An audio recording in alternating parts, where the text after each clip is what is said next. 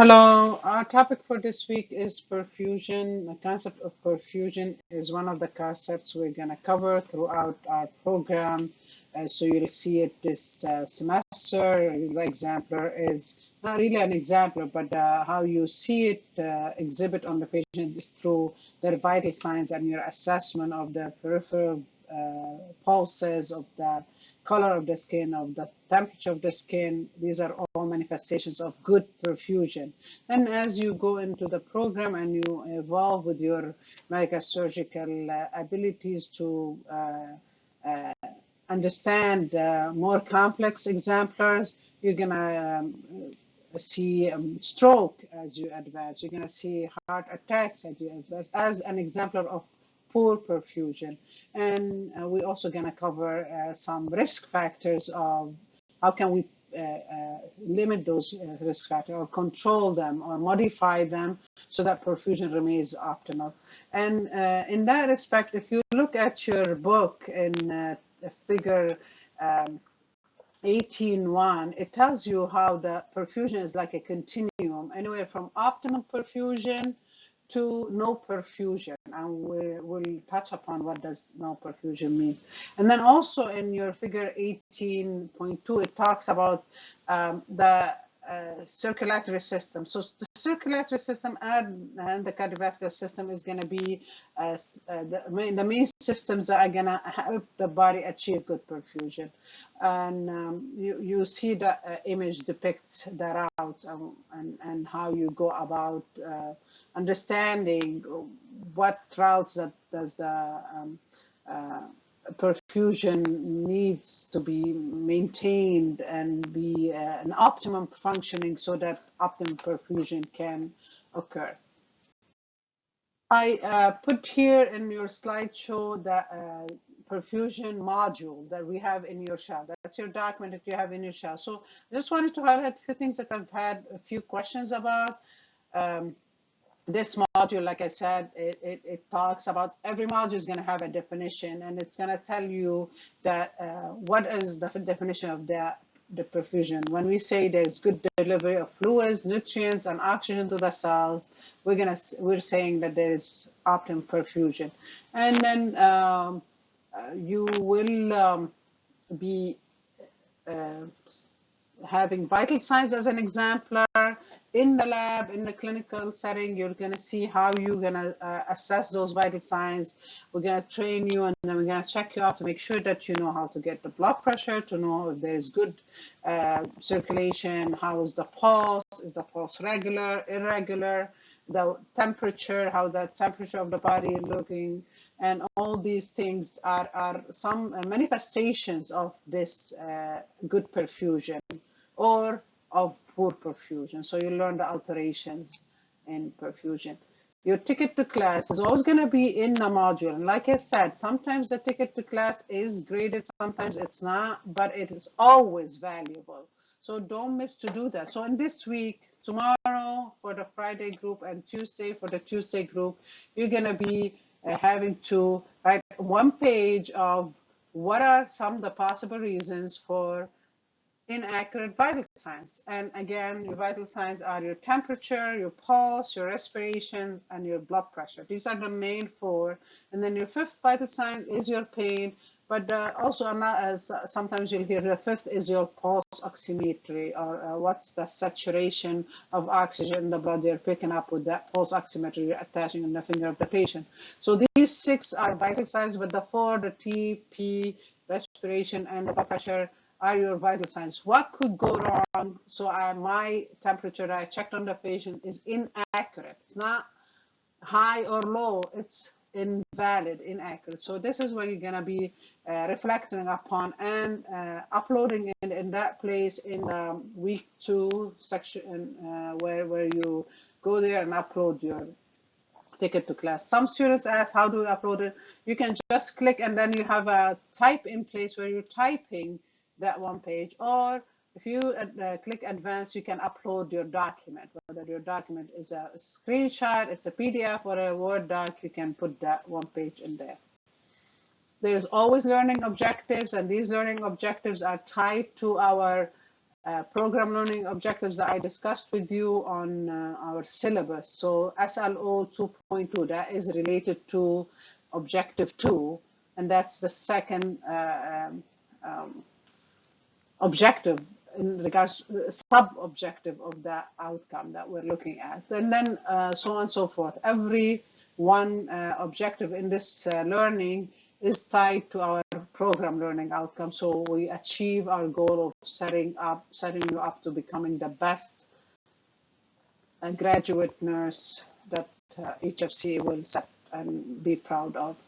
And then you have the suggested activities and on, watching videos. And how do you check vital signs and seeing the videos that are available for you through our program, or if you want to watch other valuable websites. Make sure when you go outside that you're watching something of a high caliber and well-educated person is presenting. And then one thing you have to look at is the ethnic variations and how you check the color of the skin, or how blood pressures can vary, and different risk factors. Who's more at risk for developing a high blood pressure? And then the reading, the resources. Somebody said, what's required? You always are required to read the chapter that explores whatever we're covering. So for this week in GIDDENS, chapter 18 explores the concept of perfusion. And it's very important and imperative for you to read those. I'm not saying memorize them, but at least read them. And then in fundamentals, you have chapter 29 that talks about the vital signs. So Ms. Lori have graciously highlighted in that book the minimum, bare minimum that you need to know as you go in the book. That does not mean that this is all what you read. So if you have the ebook and you subscribe, you go to the notes and subscribe for Ms. Lori's highlights, you'll be able to see those highlights. What else I want to stress is that read the books, and sometimes you want to read outside. You'll hear a word, a term. Oh, what does it mean, peripheral vascular disease? So if at least you want to look it up as a medical terminology, what does it mean? Go ahead and look at that. What does thrombosis mean? What does atherosclerosis mean? You're not going to learn the conditions and all the diseases at this point in time, but you need to at least know what they mean, so you'll be able to grasp what is being explained to you. So perfusion, we talked about definition, and we talked about the concept. The risk factors for impaired perfusions, what are they? We're gonna explore those risk factors. So, and I'm not gonna go over in this PowerPoint all the details. I'm leaving all the discussions and the activities for our face-to-face session when we meet. So please take a look at the table number 18.1 in your textbook, and make sure that you know what are the risk factors for impaired perfusion, because we're going to discuss this in class. And I'm going to ask you questions, and I'm going to measure how much engagement I have. I'm not going to be talking other than through this PowerPoint. You'll be doing most of the talking when we're in that synchronous and virtual environment meeting tomorrow or Tuesday. And then we are going to talk about how do you pick up that the patient has poor perfusion and they're not having an optimum perfusion?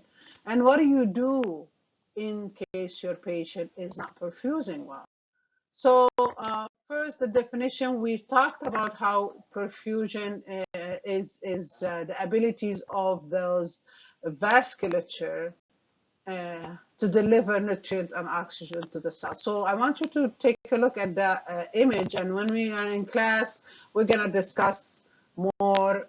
I want you to recount for me, what do you remember from your physiology about how does blood flow through the systemic circulation and the pulmonary circulation, mainly the systemic circulation, and how do you differentiate between the two concepts we're going to talk about in a second. So some of the terms that is going to be you're going to be exposed to constantly when we talk about perfusion. So we said it's a continuum from well-perfused, optimum perfused cell and tissue, and thus a system and the body and its optimum state of well-being, to poor perfusion up to no perfusion. When the body goes down in less and less perfusion, it goes through stages. It does not happen automatically. The cells die. They first suffer from poor perfusion, and they'll have ischemia and end up with infarction. So when you come to class, please come prepared to tell me, what does ischemia mean, what does infarction mean, and what does the word anoxia mean. These are very important that you be aware of. So we talked about how it can go from optimal perfusion. I want you to give me an example of optimal perfusion. Maybe bring a picture. I want to ask you to share to no perfusion. There is no perfusion. What does that mean? Can I feel a pulse on that patient? Can I have a blood pressure on that patient? Can they have a color? What color would they present to when they have no perfusion? So go back. We're not gonna have an anatomy physiology class. You're gonna have to review these, and I'm posting this ahead of the class tomorrow, so you can go review the heart, arteries, vein, and capillaries. And so when I talked about perfusion, we usually, as healthcare providers, think of it as the central perfusion, and that is generated by that cardiac output, and there is local perfusion, where each tissue or organ is manifesting its own optimized perfusion or poor perfusion. And we're going to ask questions in the classroom about both, and I want you to give me examples. I want you to come prepared to tell me, what does a stroke volume mean? What does a heart rate mean? And how the cardiac output can increase or decrease based on those two. What defines the stroke volume? Can the stroke volume be less? Can it be increased? Can it be reduced? Can the heart rate increase? Can it decrease? What factors affect those two? And then on the tissue level, how can I pick that leg is poorly perfused? So give me examples. So you have nice references in your GIDDENS books around impaired central perfusion and impaired perfusion in general. So that's look in box 18.1 around health promotion recommendations, and those would tie nicely with your risk factors that you've explored earlier. And then in box 18.2, you're going to see examples of impaired perfusion. Look at those. So then you'll have some of the examples. Atrial fibrillation, what does it mean? Just look that up. What does that mean? You're going to learn exactly what to do and how to deal with an atrial fibrillation patient in your MedSearch 3. What does myocardial infarction mean? You're not going to be asked to develop a care plan around myocardial infarction patient, but you need to understand these terminologies. A heart failure patient, what does hyperlipidemia mean? Look in your medical terminology book. Hypertension. Hypertension is more of a thing that you're going to be asked about in this course. You're going to have to know what hypertension means and how do we deal with that, and what does what number tells us how do we know that the patient is having hypertension. Peripheral artery disease versus peripheral venous diseases. So sometimes it's the problems on the arteries, sometimes the problems are in the veins. What does an embolus mean? What does a thrombus mean? What does a thromboembolus mean? Just know at least the medical terminology.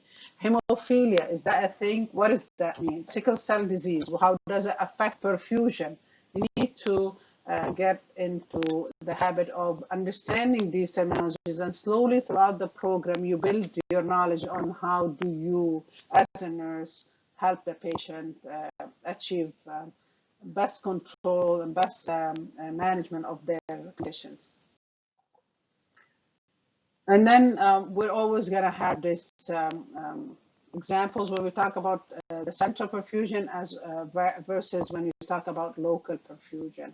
And so we're going to get examples tomorrow, and I'm going to tease your minds about what do you know? What is the difference? What does it mean when I have central perfusion problem versus a local tissue perfusion problem? And we highlighted risk factors. I want you to really pay attention to table 18.1 and notice the difference between what is a modifiable risk factor and unmodifiable risk factor. So risk factors, who's at risk, who's our vulnerable population, that goes back to what we discussed in previous week about those determinants of health and the impact of your race, your socio and economic status. And so these are always imperative for the nurses to understand when they're dealing with their patients, because you're the educator. You have to educate, and when you educate, you have to know where your patient's coming from. Remember when we talked about paradigm, that the environment the patient comes from is important in your dealing when you're in that milieu or environment, you and the patient. What else plays a role? How do you look at your patient? Like, remember we said we don't reduce that patient to a disease. It's a person, and they bring with them where they come from and what the circumstances we are dealing with them. That environment also is going to impact the outcomes. And then sometimes we're looking at social, cultural backgrounds that play a role in the risk factors. Sometimes it's individualized. So also, you're going to give me some of the risk factors and how we're going to be able to identify and modify those risk factors.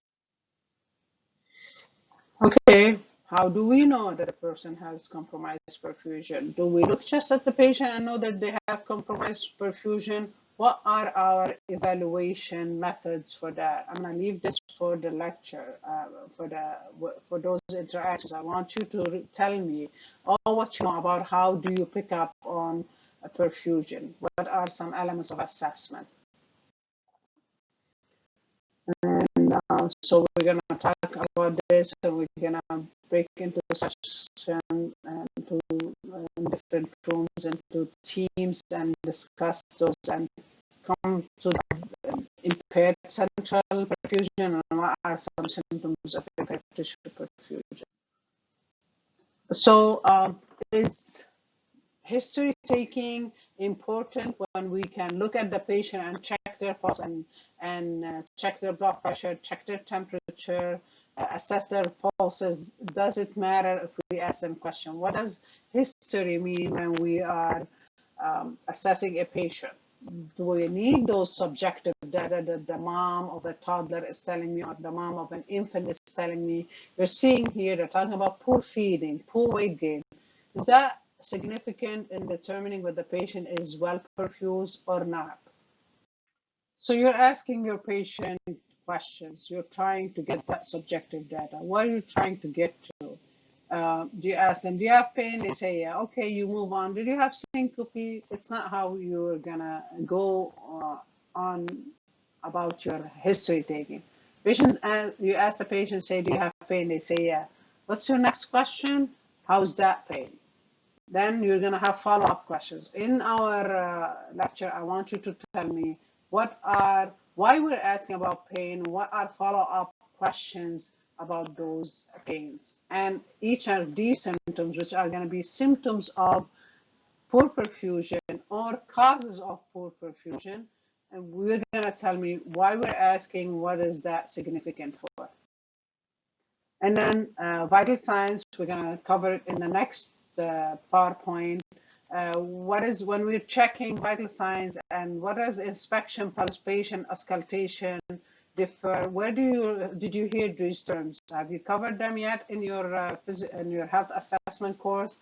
I want you to tell me what is that and which organs, when it relates to central perfusion or perfusion, which organs you're looking at, and what are you palpating, what are you auscultating, what are you inspecting.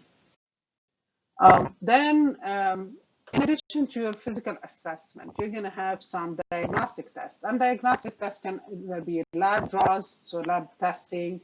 They can be some EKGs, some X-rays, and then they can be stress tests or radiographic in nature, such as X-ray, ultrasound, arteriogram, venogram.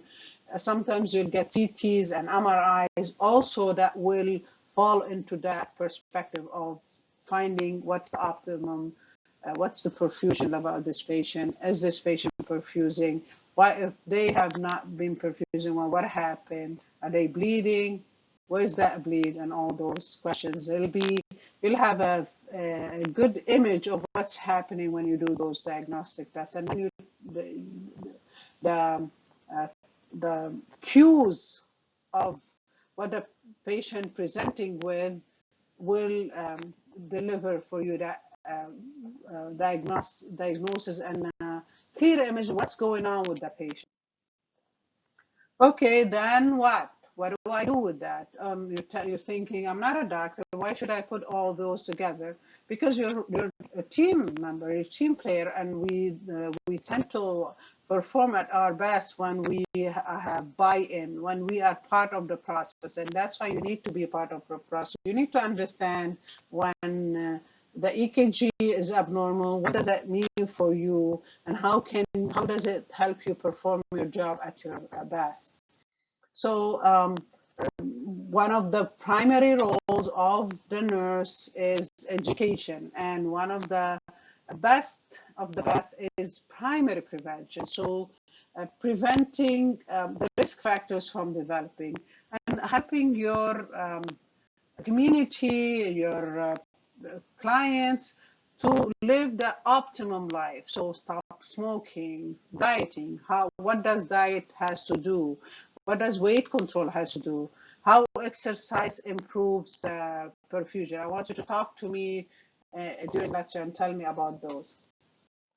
And then secondary prevention. Okay, we can't help prevent it from happening. At least we can control it, and we can pick up on it early. So one of the examples is blood pressure screening. Tell me why and what would define level 1 blood pressure problem, level 2. We're going to discuss all those. And as I said, we are a team and we have to collaborate. So there's going to be multiple team members that we're working with. We're working with pharmacy, we're working with physical therapy, we're working with dietary department to optimize the patient outcomes. So then these are some of the drugs used. Gonna start pharmacology in a few weeks, and after that you're not gonna cover all these drugs in one course. Rather, it's over the 4 semesters in this program. But know that you have to be familiar with at least what does a vasodilator mean. Again, consult with your medical terminology book and think of, if I can only decipher what thrombolytics means. Thrombo related to thrombocytes. Thrombocytes is the other name of platelets. Lytic, always when it's thick, it means it's lysing. So it's breaking down. So how does that help the patient? Just reflect on those pharmacotherapy agents that we're seeing on this slide. And then procedures, what can they do? There are procedures that they can do on the central level that will help improve perfusion. There are things that are done on the local tissue or organ level that will help resume or reperfuse that organ or optimize the perfusion to that organ. And then you're always going to see this in your GIDDENS concept. And it is a very good strategy of how this book tries to tie things together, because the patient is the sum of the parts, and that whole you're looking at doesn't stand alone. The parts don't stand alone. So there's always going to be interrelated concepts. So I'm going to leave those for discussion, like why is pain related to perfusion? Why is mobility? Why is nutrition? Why inflammation? Why is exchange? Is that cognition? How does it relate to perfusion? I want you to give me examples and explain those to me tomorrow. And this will example, we're going to work together in the breakout session. And that comes to the end of our discussion. These are some of the exemplars of the real perfusion. So we're saying vital signs are an example. They're not really exemplars. Like I told you, they're measures that we can take to see what is the underlying exemplar of this perfusion. So myocardial infarction is a real exemplar of lack of perfusion to the myocardial cells, which are the heart cells. So we'll talk about this in detail tomorrow, and I'm upload this, and I'm hoping that you would have watched this and be prepared for discussions tomorrow. Thank you.